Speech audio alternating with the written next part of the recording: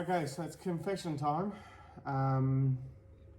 We're actually doing this video a day late. There was a little bit of a shell shock. We did weigh ourselves before we usually do the video, just to get in mind what we're going to say.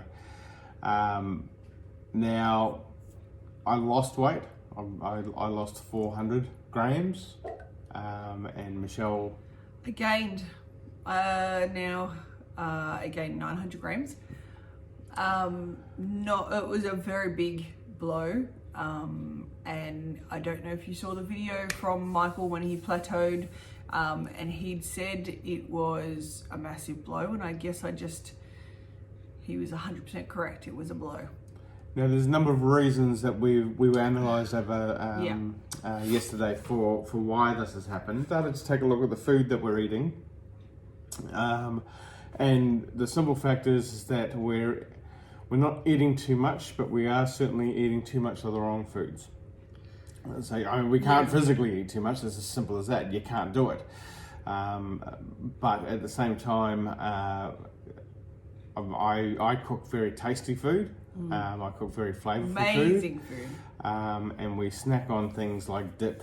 And rice crackers and well, stuff rice like crackers are not so bad, but things like dip. And I've been drinking about 1 litre of milk a day, which doesn't sound like it would be a lot of calories, but there's actually quite a few calories. Especially in there. when we're buying light milk and light everything else. Yeah. So we actually tracked it. I tracked it basically a day, sort of what I might have during the day and what potentially Michelle might have, and I was quite surprised to come up with somewhere in the realms of close to 2,000 calories, which I didn't think it was going to be anywhere near. But when everything was added all together, including things like milk and dip, and we did have an ice cream a day. So what's and in general, 2,000 calories is less than what you're supposed to have anyway. But that's not going to help you lose. That's not going to help you lose weight, and we need to keep our consumption to around 1,000 calories a day if we're going to continue to lose weight the way we want to. So we've done a bit of soul searching and a bit of researching, and we've come up with things that we're not going to do anymore and what we're going to substitute in. And one other thing I want to talk about too, especially if you're getting ready to go through this, there is habits that still have to be broken. Yep. I am consuming food when I'm not hungry for the sake of consuming food. Because it's dinner time and you're not hungry, but it's dinner time, so you just eat. And even after like that, there's food consumed after 8 o'clock, just for the sake of consuming some food while you're watching TV, or consuming something to that effect. So it's just a refocus that's needed for us. We're still feeling good. We're still we've got a few back issues after riding. The legs are getting such a workout that they're stiffening up and causing us some back pain, both of us. But we're still, I believe, feeling much better than what we were. Yeah.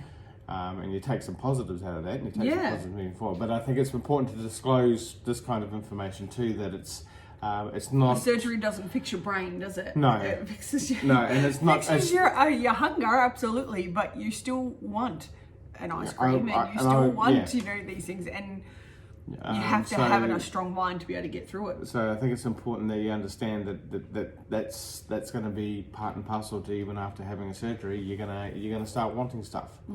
And I think we've overcompensated too for the fact that we were on such a long time of shakes and then only liquids and then sort of mushy food. Now you can have the stuff that you couldn't have before. It becomes a little bit of an obsession over a treat or over something that you can enjoy. So look, it is what it is. It's not a we move forward. We learn every time we make a mistake. But the point of these videos is for those who are thinking about doing it too, is that you can see that sometimes something like this can happen. So it's something that we just reevaluate and are moving on from. Yep. the strange thing is more than anything else is that I still, I mean, you know, I'm going to have breakfast at the moment because I know I should have breakfast, and I should, but I actually don't have an insatiable hunger for breakfast.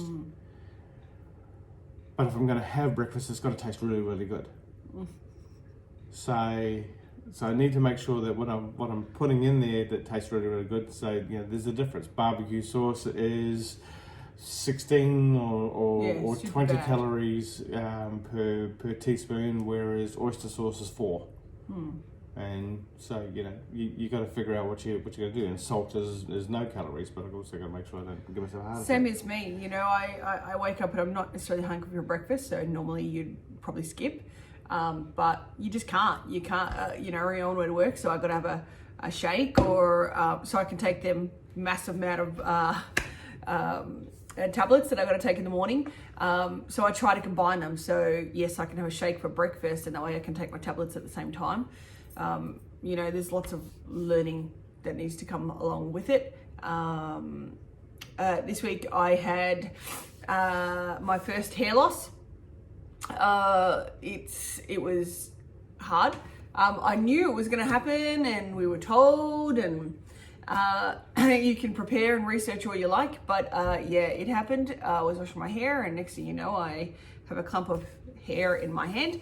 And then came out of the shower, brushed my hair, and I was starting to brush my hair and more was coming out, and I'm like, right, okay, I'm not gonna brush it for the moment. Yeah, look, I'm not too worried about it. It's sort of, I've got a lot of hair, so nice and thick, so I'm not too worried. And it does come right again after, you know, 6 to 8 months or so.